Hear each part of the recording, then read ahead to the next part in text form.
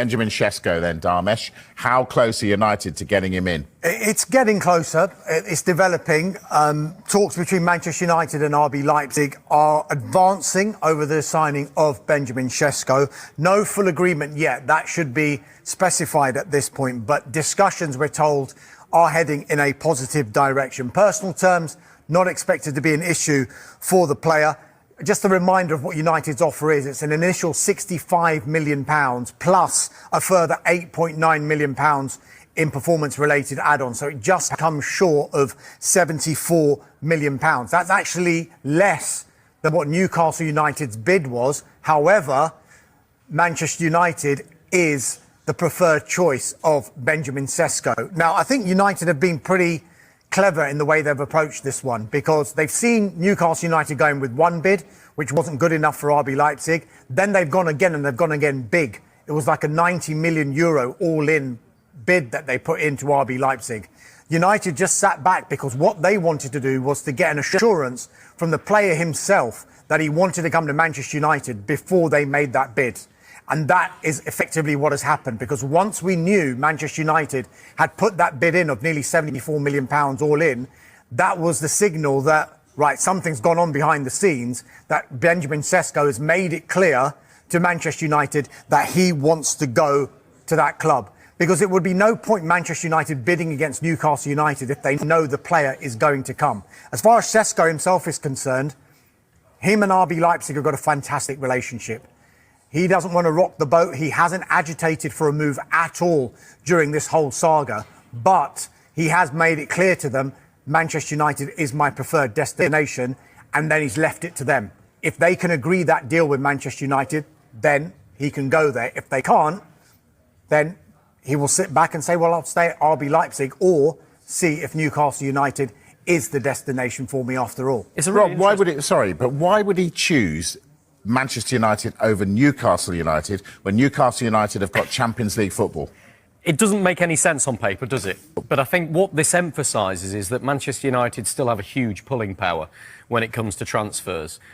We've seen that already with Matheus Cunha and Bryan Mbeumo, both of whom Newcastle wanted to sign, and they missed out on Manchester United, even though they were prepared to match the deal financially. These players seem to be choosing the Theatre of Dreams at Old Trafford as a chosen destination. Look, I think you have to realise that Manchester United are a legacy club. There are a lot of people in football who don't like to admit it, but they're huge. They have an enormous worldwide following, probably second only to Real Madrid in terms of following worldwide. They have a massive commercial base. They can still afford these deals. They're a huge worldwide brand. And after what Sir Alex Ferguson achieved with Manchester United, everybody knows what they're capable of. They're almost a sleeping giant. And so I think a lot of these players that are at the level we're talking about with Benjamin Sesko here like the idea of trying to go there. From the people I'm speaking to in the transfer market on a daily basis, Ruben Amorim has a huge pull and a huge draw for these players as well. They like the way that he's very straight talking and honest.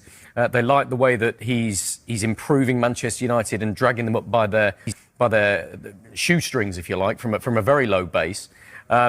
And they like the fact that they think that he makes players better on the coaching field and brings the best out of them. So I think you add all that together, and that's some way to go into to explain why Sesko and others are choosing Manchester United over Newcastle. On paper, it doesn't make any sense, because I'm a huge fan of Eddie Howe. I think he's a brilliant tactician. He definitely gets out the best out of his players. He's a brilliant man manager.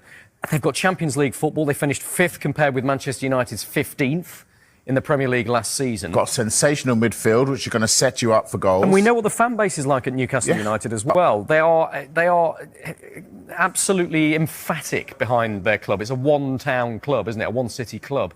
And if you play well for Newcastle United, look at Alan Shearer, an absolute legend of those parts. We'll never have to buy a drink in the town ever again. You know, Benjamin Sesko probably isn't thinking like that, but to turn Newcastle down and put all your eggs in one basket for Man United is surprising, but understandable. It's an ego thing as well. If you're a player and you've looked at Manchester United since Sir Alex Ferguson left, it's been 12 years where, yes, they've won a few trophies, but they haven't really challenged again for the Premier League title, which is what Manchester United feel they should be doing.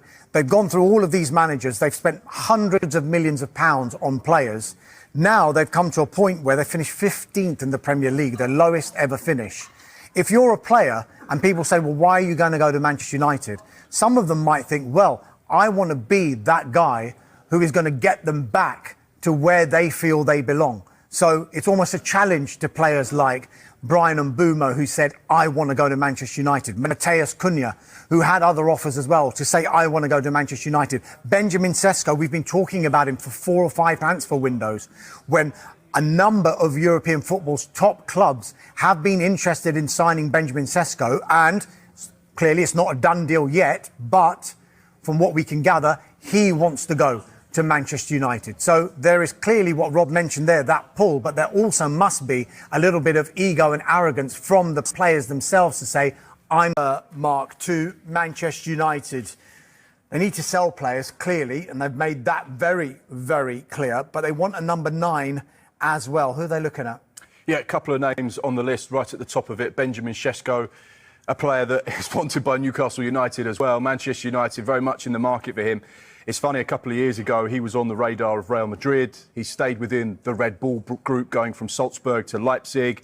He's been watched by Premier League clubs since he was a teenager, really. And it feels like now this is the summer where he is available and potentially available for Premier League sides. It's an expensive deal to make happen, but we know that Manchester United are interested in the 22-year-old. They're also interested in Ollie Watkins as well, but that deal potentially could be quite difficult because of Aston Villa's stance and reluctance to sell a key member of their first team. So, yeah, they are in the market for a number 9.